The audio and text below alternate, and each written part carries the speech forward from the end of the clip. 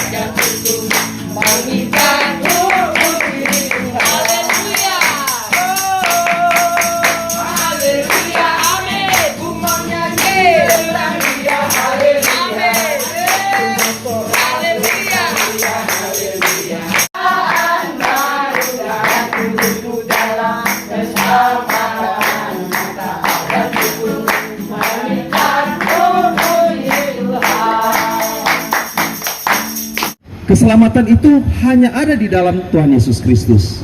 Di luar daripada Tuhan Yesus tidak ada jalan keselamatan. Seperti tadi hamba Tuhan daripada Bapak Willem Mokodanser mengatakan di dalam Roma 10 ayat 9. Ketika kita mengaku dengan mulut bahwa Yesus adalah Tuhan dan percaya dalam hati bahwa Allah telah membangkitkan Dia dari antara orang mati, maka kita akan diselamatkan. Setiap keselamatan yang ada di dalam kehidupan manusia, ketika dia hidup benar di mata Tuhan, ketika dia berteosis menyatu dengan Kristus Yesus, maka jalan keselamatan itu ada di dalam kehidupan. Galatia 2 ayat 20 mengatakan, namun aku hidup, tetapi bukan aku sendiri yang hidup, melainkan Kristus yang hidup di dalam aku. Sebab jalan kehidupan, jalan satu-satunya hanya ada di dalam Tuhan Yesus Kristus. Yesus mengatakan, akulah jalan kebenaran dan hidup. Tidak ada seorang pun yang bisa sampai kepada Bapa tanpa melalui aku. Karena keselamatan itu sudah diberikan oleh Tuhan kepada kita manusia dengan cuma-cuma. Kita harus sadar, sebagai manusia yang penuh dengan kelemahan, kita harus hidup yang benar di mata Tuhan.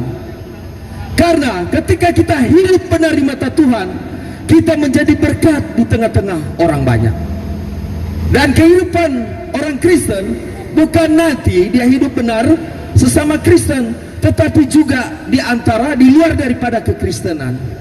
Hidup yang benar, Ibrani 12 ayat 14 mengatakan, berusahalah hidup damai dengan semua orang. Orang Manado bilang, baku-baku baik, baku-baku sayang. Orang harus menciptakan satu kehidupan yang baik, hidup rukun dan damai. Karena coba kita lihat orang Sulawesi Utara, modal hidup rukun dan damai, hidup gotong royong, membantu antara satu dengan yang lain, sehingga di situ tercipta suatu kehidupan yang luar biasa. Di sini kita sebagai orang Kristen diuji. Hiduplah yang benar, berusahalah hidup damai dengan semua orang, dan kejarlah kekudusan, karena kekudusan itu penting. Kita harus menjaga kehidupan kita. Ketika kita menyampaikan firman Tuhan, hiduplah yang benar di mata Tuhan, meninggalkan kejahatan, meninggalkan segala perbuatan yang tidak benar di mata Tuhan. Bagaimana kalau kita tidak hidup benar di mata Tuhan? Dan ketika kita memang sadar apa yang harus kita lakukan, bertobatlah dan kembalilah ke jalan Tuhan. Kita minta ampun kepada Tuhan. Hari ini Tuhan, kita akan hidup benar di mata-Mu Tuhan. Salib yang ada di dalam diriku, salib yang kita pikul, yang tertanam dalam hati, yang tertanam dalam jiwa, yang tertanam dalam pikiran.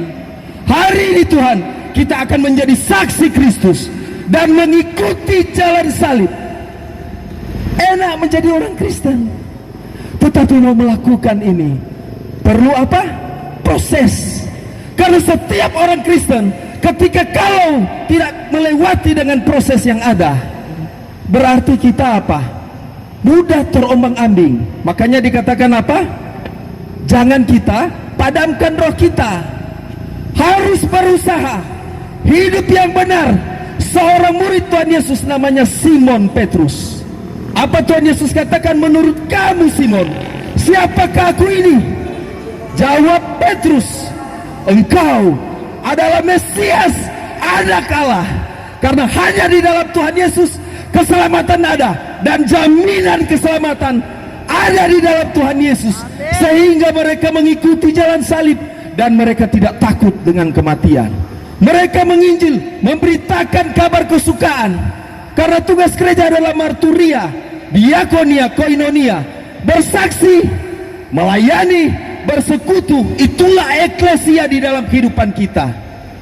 Jadilah teladan yang baik, berusahalah hidup damai dengan semua orang, dan kejarlah kekudusan, sebab tanpa kekudusan seorang tidak bisa melihat Tuhan.